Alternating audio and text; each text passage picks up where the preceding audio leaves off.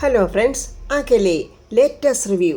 ഋതിക ഇങ്ങനെ പത്മയോട് സംസാരിച്ചുകൊണ്ടിരിക്കുമ്പോൾ പെട്ടെന്ന് വോമിറ്റ് ചെയ്യുകയാണ്. അയ്യോ എന്ത് പറ്റിയെന്ന് ഇങ്ങനെ രാജുവും പത്മയും ചോദിക്കുക. അതെ, എനിക്ക് ഫുഡ് പറ്റിയില്ല. രാജു പറയും, ഇത്ര രാവിലെ ഒന്നും കഴിച്ചില്ലല്ലോ. അതെ, ഞാൻ കോഫി കുടിച്ചപ്പോൾ അതിനോടൊപ്പം 2-3 ബിസ്ക്കറ്റ് കഴിച്ച്. കോഫിയും ബിസ്ക്കറ്റും കഴിച്ചാൽ വൊമിറ്റ് വരുമോ? രാജുവിന് ആകെ ഒരു സംശയം. മാറുതോ, നമുക്ക് ഹോസ്പിറ്റലിൽ പോവാം എന്നിങ്ങനെ രാജീവ് പറയുമ്പോൾ ഋതിക പറയാം, വേണ്ട പ്ലീസ്, എന്നെ ശല്യം ചെയ്യരുത്, ഞാൻ അല്പനേരം ഒന്ന് കിടന്നോട്ടെ എന്നും പറഞ്ഞ് ഋതിക കട്ടിലിൽ കിടക്കുക. പത്മാവതി രണ്ടുപേരെയും ശ്രദ്ധിക്കുന്നുണ്ട്. ഇവർക്ക് എന്തോ പ്രശ്നമുണ്ടല്ലോ, എന്താന്ന് ചോദിച്ചാൽ പറയുന്നതും ഇല്ലല്ലോ. പ്രതാപനാണെങ്കിൽ റൂമിലിരുന്ന് ആർക്കോ ഫോൺ ചെയ്യുക. ഈ തക്കം നോക്കി ഏതാണ്ട് നന്ദനെ ഒരു ഗ്ലാസ് ജ്യൂസ് വാട്ട് അങ്ങോട്ട് ചെല്ലുന്നുണ്ട്. എന്താ മോളെ അവിടെ തന്നെ നിൽക്കുന്നത്, എങ്ങി കയറി വാ. പ്രതാപൻ ഭയങ്കര സ്നേഹത്തോടാണ് നന്ദനെ വിളിക്കുന്നത്. അല്ല വല്യമ്മാവൻ ആർക്കോ ഫോൺ ചെയ്യുമല്ലേ, ഡിസ്റ്റർബ് ചെയ്യണ്ടെന്ന് വിചാരിച്ച് ഞാനിവിടെ നിന്നതാ. പ്രതാപന് ജ്യൂസ് കൊടുത്തിട്ട് നന്ദനെ പറയുക, വല്യമ്മാവൻ ഒത്തിരി ടെൻഷൻ അനുഭവിക്കുന്നുണ്ടെന്ന് എനിക്കറിയാം, എനിക്കത് മനസ്സിലാകുന്നുണ്ട്. ജീവിതമല്ലേ കുട്ടി, കുറേയൊക്കെ ടെൻഷൻ അനുഭവിച്ചേ പറ്റൂ. പക്ഷേ വല്യമ്മാവൻ്റെ ടെൻഷൻ അല്പം കൂടുതലാണ്. എന്തൊക്കെയാ അനുഭവിക്കുന്നത്? ഒരുപക്ഷെ ഞാനിതൊക്കെ ആദ്യമായിട്ട് കാണുന്നതുകൊണ്ട് എനിക്ക് തോന്നുന്നതായിരിക്കും. എൻ്റെ ജീവിതത്തിലുടനീളം ഇങ്ങനെയൊക്കെ തന്നെയാ കുട്ടി, സോഷ്യൽ ലൈഫിലും പേഴ്സണൽ ലൈഫിലും. മുഖ്യമന്ത്രി കസേരയിൽ ഇരിക്കേണ്ടതാണ് ഞാൻ, പ്രഷർ സഹിക്കാൻ വയ്യ. ഫാമിലി ലൈഫിൽ അങ്ങനെ റിലാക്സ് ചെയ്തിരിക്കാമെന്ന് കരുതി.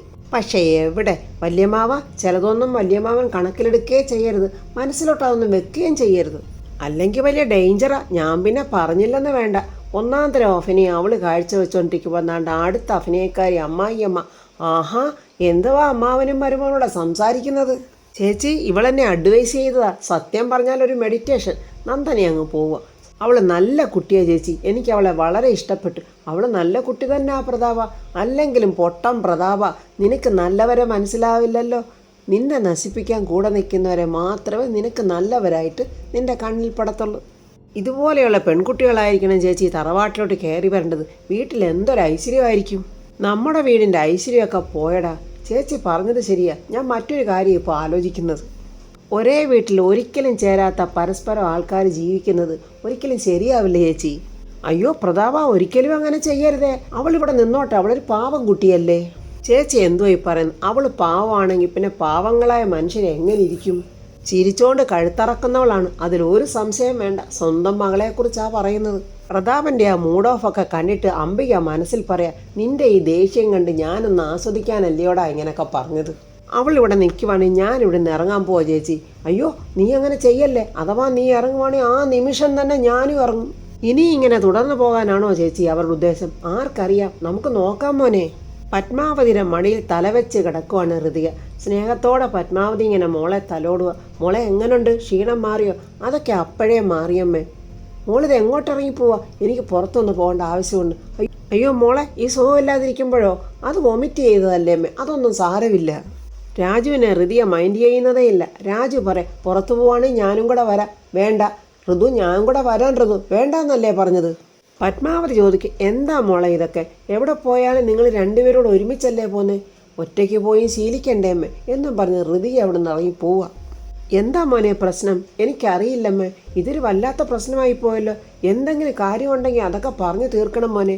എന്നിട്ടും ആ പത്മയോട് അവനീ ഉണ്ടായ കാര്യങ്ങളൊന്നും തുറന്നു പറയാൻ വയ്യ. ഇവനൊക്കെ എന്തൊരു മനുഷ്യ ജന്മങ്ങളാ.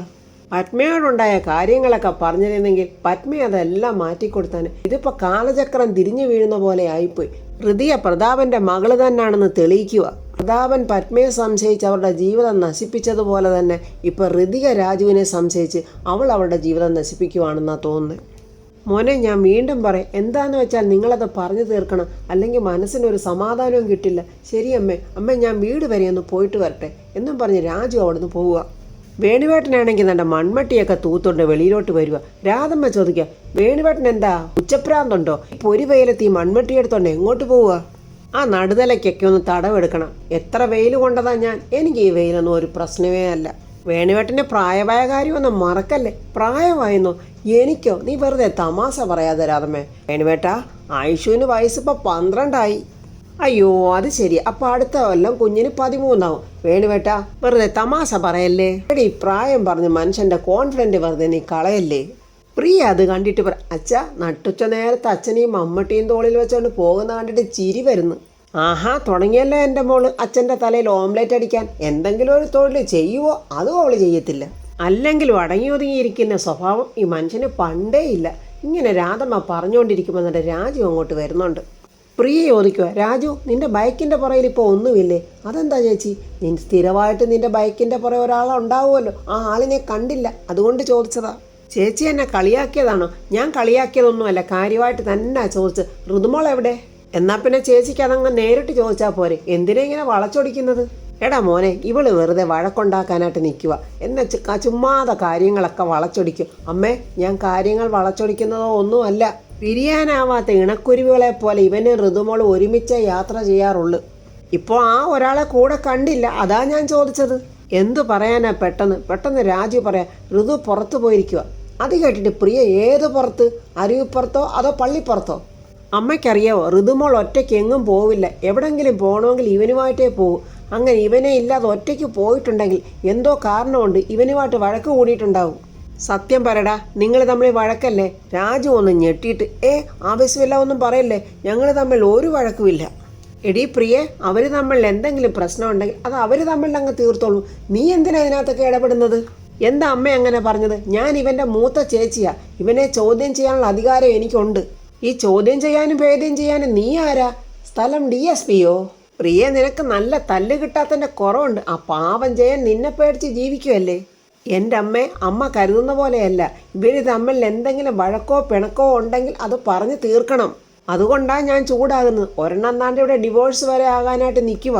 അതുകൊണ്ട് ഞാനങ്ങ് പറഞ്ഞു പോയതാ. രാജു പെട്ടെന്ന് പറയാം, അല്പം സമാധാനം കിട്ടുന്നെങ്കിൽ കിട്ടട്ടെന്ന് കരുതിയാണ് ഞാൻ ഇങ്ങോട്ട് വന്നത്. പക്ഷേ എനിക്ക് മനസ്സിലായി അത് ഇവിടെയും കിട്ടില്ല എന്നും പറഞ്ഞ് രാജു പോകാനൊരുങ്ങുമ്പോൾ രാധമ്മ, മോനെ പോകല്ലേ. ഇല്ല, ഞാൻ പോകുക എന്നും പറഞ്ഞ് രാജു ദേഷ്യത്തോടെ ഇറങ്ങി അങ്ങ് പോവുക. ആരെയൊന്നും മനസ്സിലാക്കാതെ രാധമ്മ പ്രിയ വഴക്ക് പറയാം, നിനക്കിപ്പോൾ തൃപ്തിയായില്ലേടി എന്ന് പറഞ്ഞിട്ട് രാധമ്മ ദേഷ്യത്തോടെ അകത്തോട്ട് കയറി പോവുക. ഈ സമയം ഋതിയാണെങ്കിൽ ഒരു ലേഡി ഡോക്ടറെ കാണാനായിട്ട് വന്നിരിക്കുവാണ്. ഋതിയ ഡോക്ടറോട് ചോദിക്കുന്നു, ചേച്ചിയുടെ ഹസ്ബൻഡ് ഇപ്പോൾ എവിടെ? ദുബായിലാണോ അതോ സൗദിയിലാണോ? അയ്യോ, ഫോൺ ചെയ്തപ്പോൾ ഞാൻ എത്ര പ്രാവശ്യം പറഞ്ഞു, കാർത്തിക് ദുബായിലാണ്. എന്താ ഋതു, നിനക്കൊട്ടും മെമ്മറി പവർ ഇല്ലേ? ഈ ദുബായ് സൗദി അങ്ങോട്ടും ഇങ്ങോട്ടും അങ്ങ് മാറിപ്പോവും. എനിക്ക് ഇപ്പം റിസൾട്ട് വരും, നിനക്ക് തിടുക്കമൊന്നും ഇല്ലല്ലോ. ഋതിയെ പറയാം, എനിക്കല്ല ധൃതി, ചേച്ചിയുടെ സമയം ഞാൻ വെറുതെ കളയുവാണോ എന്ന് തോന്നി. അതൊന്നും ഓർത്ത് ഋതു നീ വിഷമിക്കണ്ട. അപ്പോൾ ഋതിയുടെ ടെസ്റ്റ് റിസൾട്ട് ഡോക്ടർക്ക് വന്ന്, എടി നീ പെട്ടെന്ന് രാജുവിനെ വിളിച്ചോ. എന്താ ചേച്ചി, എന്തെങ്കിലും പ്രശ്നമുണ്ടോ? എടി മോളെ, ഒരു ഗുഡ് ന്യൂസ് പറയാനല്ലേ, അതുകൊണ്ടല്ലേ രാജുവിനെ കൂടെ വിളിക്കാൻ പറഞ്ഞത്. രാജുവും കൂടെ ഉണ്ടെങ്കിൽ ഇതിനൊരു ത്രില്ലുള്ളൂ. ഇന്നെന്താ രാജു കൂടെ വരാഞ്ഞത്? ഭാര്യ ഭർത്താക്കന്മാരാണ് നിങ്ങളെങ്കിലും ഇരട്ടപ്പറ്റ മക്കളെ പോലല്ലേ നിങ്ങൾ രണ്ടുപേരൂടെ നടക്കുന്നത്. ബിഫോർ മാരേജിലും ആഫ്റ്റർ മാരേജിലും ഞാൻ അങ്ങനെയാണ് കാണുന്നത്. ഋതി ഒരുമാതിരി സങ്കടത്തോടെ ഇരിക്കുന്നത് കണ്ട് ഡോക്ടർ ചോദിക്കുന്നത്, എന്താ നീ രാജുവായിട്ട് വല്ല പിണക്കത്തിലാണോ? ചെറിയൊരു പിണക്കമുണ്ട്. ചേച്ചി എന്തായാലും ആ ഗുഡ് ന്യൂസ് പറ. കൺഗ്രാജുലേഷൻ ഋതു, നീ ഒരു കുഞ്ഞിൻ്റെ അമ്മയാകാൻ പോവാ. ഋതി ഇങ്ങനെ സന്തോഷത്തോടെ ഡോക്ടറെ തന്നെ നോക്കി നിൽക്കുക. എടി പെണ്ണെ, നീ ഗർഭിണിയാണെന്ന്. ഞാനോ? എന്താ നീ പെണ്ണല്ലേ? ഇത് നീ അറിഞ്ഞു കഴിഞ്ഞാൽ രണ്ടാമത് അറിയേണ്ട രാജുവാ. നീ വേഗം രാജുവിനെ വിളിച്ചേ. നീ എന്താ രാജുവിനെ വിളിക്കാൻ പറഞ്ഞപ്പോൾ മൗനമായിട്ടിരിക്കുന്നത്? എന്ത് പിണക്കം ഉണ്ടെങ്കിലും ഈ ഗുഡ് ന്യൂസ് അറിയുമ്പോൾ അതങ്ങ് മാറും. അതിന് രാജുവിനല്ല പിണക്കം എനിക്കാ. എന്താ ഋതു, നീ ആ പാവത്തിനെ വെറുതെ വിടില്ലേ? രാജുവിനെ പോലുള്ളൊരു പഞ്ചപാവത്തിനോട് ആരെങ്കിലും പിണങ്ങുമോ? ഇതങ്ങനെയല്ല ചേച്ചി, നീ എന്താണെങ്കിലും എന്നോട് പറ, ഞാൻ എന്നിട്ടൊരു സൊല്യൂഷൻ പറയാം. ദീപക്കിയുടെ കല്യാണം കഴിച്ച കാര്യം ചേച്ചി അറിഞ്ഞില്ലേ? ഞാൻ അറിഞ്ഞു. എന്നിട്ട് ഋതിക നന്ദനെ രാജുവിനെ കെട്ടിപ്പിടിച്ചെന്നു ആ സംഭവങ്ങളൊക്കെ അങ്ങോട്ട് പറയാം. അതൊക്കെ കേട്ടിട്ട് ഡോക്ടർ പറയാം, അവൾ വല്ല ഏടാകൂടോ മറ്റോ ആയിരിക്കും. നിങ്ങളുടെ ലൈഫ് കണ്ട് അസൂയ കൂടിയിട്ട് അവൾ തകർക്കാൻ ഇറങ്ങിയിരിക്കുന്നതായിരിക്കും. അല്ലാതെ പരസ്യമായിട്ട് ഒരു പെണ്ണിങ്ങനെ ഒരു ചെറുപ്പക്കാരനെ കയറി പിടിക്കുമോ? എൻ്റെ ഋതു, രാജു നല്ലവനും ശുദ്ധഗതിക്കാരനുമാണ്. അവൻ ഇങ്ങനെയുള്ള ഏർപ്പാടുകളിലൊന്നും ചെന്ന് വീഴില്ല. അതുകൊണ്ട് എത്രയും പെട്ടെന്ന് നീ രാജുവിനെ കാണുകയും വേണം, ഇത് ക്ലിയർ ചെയ്യുകയും വേണം. തെറ്റിദ്ധാരണ മാറ്റണം. ഞാൻ പറഞ്ഞത് മനസ്സിലായോ? ശരി ചേച്ചി, മാറ്റാം. ഈ ഗുഡ് ന്യൂസ് അറിയുമ്പോൾ രാജു വളരെ ഹാപ്പിയാവും. ഓൾ ദ ബെസ്റ്റ് ഋതു. അങ്ങനെ ഋതിയ ഡോക്ടർക്ക് താങ്ക്സും ഒക്കെ പറഞ്ഞ് അവിടെ നിന്ന് ഇറങ്ങി. രാജുവാണെങ്കിൽ മനസമാധാനം തേടിതാണ്ട് ഒരു ക്ഷേത്രത്തിൽ വന്നിങ്ങനെ ഇരിക്കുക. ഇന്ന് വരെ മോശമായ ഒരു വഴി കൂടെ ഞാൻ പോയിട്ടില്ല, ഒരു തെറ്റും ഞാൻ ചെയ്തിട്ടുമില്ല. എന്നിട്ടും എനിക്ക് ദുഃഖങ്ങൾ മാത്രം ബാക്കി. എന്നാലും എൻ്റെ ഋതു എന്നെ മനസ്സിലാക്കുന്നില്ലല്ലോ. ഋതിക ഈ സമയം കാറിൽ വന്നുകൊണ്ടിരിക്കുക. ഋതികയെ മനസ്സിൽ പറയാം, ശരിയാ, രാജുവിനെ എനിക്ക് മനസ്സിലാക്കാൻ പറ്റാതെ പോയല്ലോ. ഡോക്ടർ എനിക്ക് പറഞ്ഞു തരേണ്ടി വന്നു രാജു നിഷ്കളങ്കനാണെന്ന്.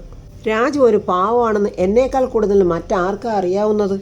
എന്തായാലും രാജുവിനെ ഒന്ന് വിളിച്ചു നോക്കാം എന്നും പറഞ്ഞ് ഋതിക രാജുവിനെ വിളിക്കുക. ഋതികയുടെ ഫോൺ കോൾ കണ്ടതും രാജുവിൻ്റെ ഒരു സന്തോഷം. അയ്യോ എൻ്റെ ഋതു, രാജു എവിടെയാ? ഞാൻ ഈ കുന്നത്തുകാവ് ക്ഷേത്രത്തിൻ്റെ മുന്നിലുണ്ട്. എനിക്ക് അത്യാവശ്യമായിട്ട് രാജുവിനെ ഒന്ന് കാണാമല്ലോ. അതിനെന്താ, ഞാൻ എങ്ങോട്ടാ വരണ്ടേ? രാജു വരണ്ട, അവിടെ തന്നെ നിന്നാൽ മതി, ഞാൻ അങ്ങോട്ട് വരാം.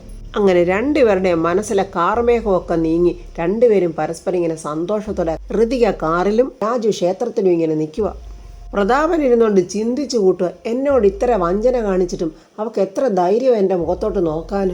അതുപോലെ തന്നെ പത്മയും ചിന്തിക്കുന്നുണ്ട്, ഞാൻ എത്രയേറെ സ്നേഹിച്ചിട്ടും ഈ പ്രതാപേട്ടൻ എന്താ എന്നെ ഇങ്ങനെ അവിശ്വസിക്കുന്നത്. പ്രതാപൻ്റെ ആ ദുഃഖിച്ചുള്ള ഇരിപ്പ് കാണാൻ അംബികയ്ക്ക് വലിയ സന്തോഷം. ഇടയ്ക്കിടയ്ക്ക് അവളിങ്ങനെ മുറിയിലോട്ട് വരിക. എന്നിട്ട് അവിടെ നിന്നോട് മനസ്സിൽ പറയാം, നളനാണ്ട് ഇവിടെ, ദമയന്തിയ അവിടെ, ഇടയ്ക്ക് കാർക്കോട വേഷം കെട്ടി ഞാനിങ്ങനെ വരണം. അവിടെ ഇവിടെയും കിടന്ന് രണ്ട് എരിഞ്ഞു പുകയുക. മോനെ പ്രതാപ, നീ എന്തിനാടാ ഇങ്ങനെ ടെൻഷൻ അടിക്കുന്നത്?